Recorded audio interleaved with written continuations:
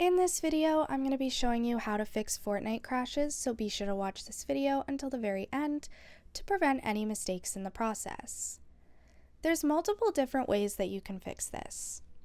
The first way is to click on the three dots in your library on Fortnite, click on Manage, and then click on Verify Files. Now, if this does not work, what you're going to need to do is to click on your profile, settings, and scroll down until you see Fortnite. Click on it and click on Additional Command Line Arguments. From there, you're going to type in -D3, D11, and this should work.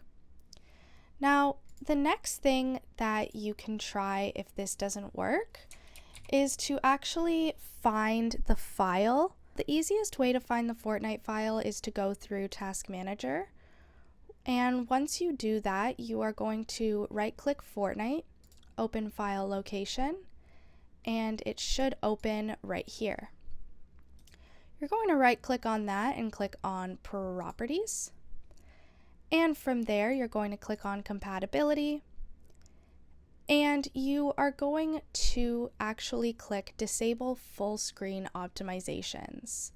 If you disable those, everything should work just fine. Now, that is the solutions that we have provided for fixing the Fortnite crashes. Be sure to leave a like, comment, and subscribe to the channel.